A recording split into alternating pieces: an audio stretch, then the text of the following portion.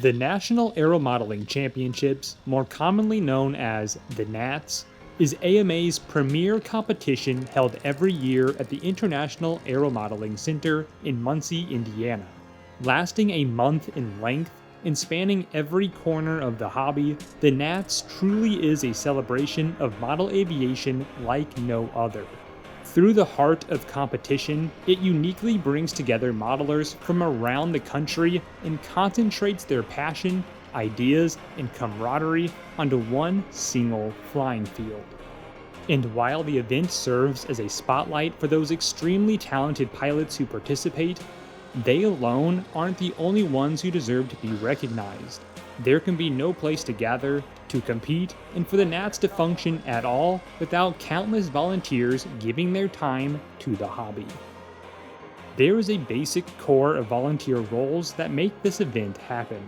Those include the contest director, and then below that, the essential roles of judges and scorekeepers. There may be more roles depending on the unique needs of an event, but at its core, those are the universal three. To take a look at how this operates, let's dive behind the scenes of control line scale at the 2024 NATS.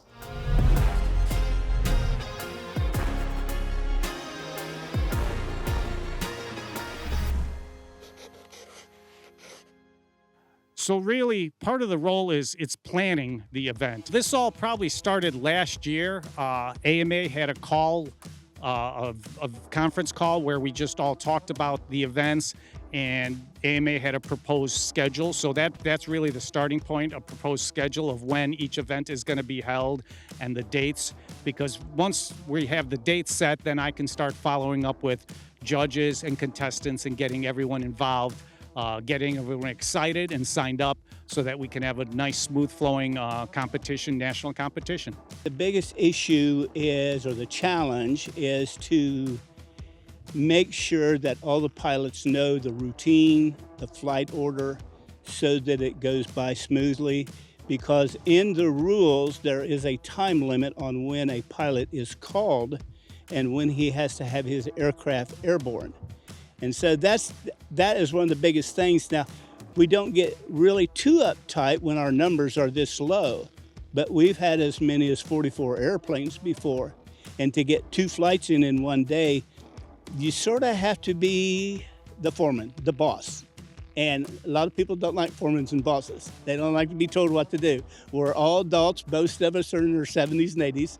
So that's really the biggest challenge for me. Is I don't want to be mean to anybody, but you have a schedule to follow and you have to do it. And sometimes the people will look at that and maybe not understand why we do what we do. Because that's really the point, is to make a smooth running competition that everyone can get, they love flying, so we want to get to the flying as soon as possible and make it very smooth for everyone. So having a written, I do have a written out plan for what needs to be done each day. We have a timeline, we have equipment, and just kind of making sure you refer to that checklist. It's in my pocket right now. That making sure that you're doing all the right things at the right time, making sure that everything is flowing smoothly. We do have notes from previous years, so it's not like you're starting from scratch every year, but following that template of making sure, we have all the equipment we need. The AMA staff is fantastic. They got the site set up. They'll be bringing out everything we need on the site, water, bullhorn, generator, tents, chairs, all that kind of stuff. Making sure we have all the paperwork that we need and forms that we need, because in control line scale, of course, there's a lot of paperwork that the judges need for doing the static and the flight scoring.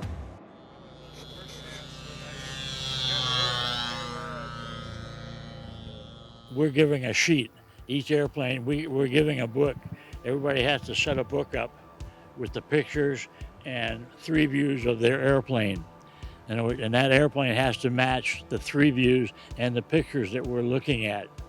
And we're giving a sheet with a certain number of points that we have to look at the front view, the side view, the top view, and we have to determine that that whole thing looks like it does on the picture. And they give us an amount of points depending on what class it is, how many points we can give them for maximum, how many points for minimum. And we actually judge the finish They have to give us a chart. They have to show us the colors, and that airplane has to match that color that they give us. Otherwise, you say, well, it's gray, so we're going to put a gray on it. Well, it might be a light gray. It should have been a dark gray, and we have to deduct them for that. And so we actually have a criteria to work with on each airplane. You've got 15 airplanes. You've got to figure out, where they line up as first place all the way down to 15th place. So you have to pay attention to the points. You can't give everybody maximum points. You can't put everybody down the bottom. So you have to have in there, to give them a chance. So you have to give yourself a leeway and, be fair with everybody. And then we'll start judging the actual flying. You have to know what the flying of the model, the real model does. We got a warplane over here. It don't fly like a jet, but a jet don't fly like a warplane either. So you got to know the characteristics of both those planes. And generally every plane that sets in here, you have to know the characteristics of its speed, its ability to land and take off and fly like a real airplane. So that's where we're at. We're over there looking at the score sheet. Okay, well, is that really a 15 or is that a 14? And that's what we're doing now. And when we're not doing that, we're sitting around drinking coffee and BSing. Hangar flying, exactly.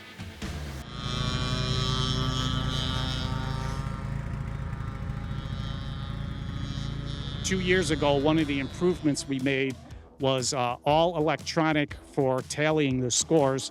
So my wife Kathy does all the tallying of the scores in a spreadsheet.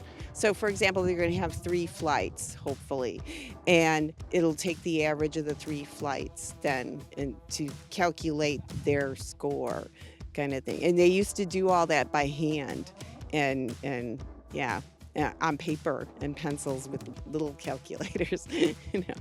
Radio Control does the same thing. They have a very similar spreadsheet, and it makes things a lot easier that everything gets tallied. All the final standings are automatically tallied, so there's no more hand calculating anymore. So that has really streamlined the process.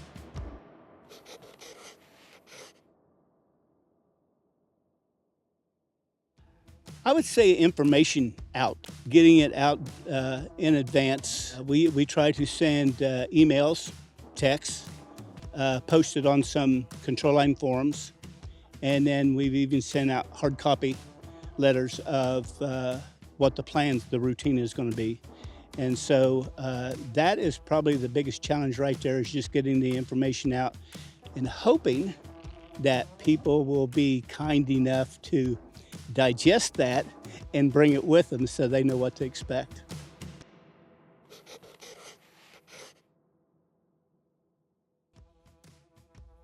There is just nobody else. And so it's like, okay, I can help.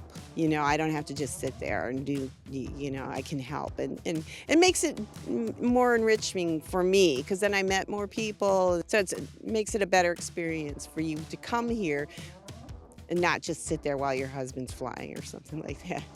I'm getting where I can't fly. My legs are giving out on me, and I wanted to stay in the hobby as such. And I enjoyed doing the acrobatic judging, and they needed help here. And so I volunteered to come up and give them a hand, because I knew they were going to be shorthanded. I had never done it before, but I thought I could do it. And so I just, let's do it, Got a new judge joining us this year, who's right now working with one of our experienced judges. So to make sure, he learns the ropes and make sure he understands everything. He has flown before, but he has never judged for us before. So there's a little reaching out to people, making sure everyone can make it, making sure, and always trying to encourage new competitors, because eventually new competitors might become new judges and new event directors down the road.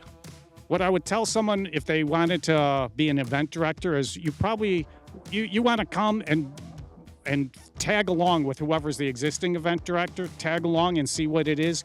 It will challenge you. It will stretch you in a lot of different ways.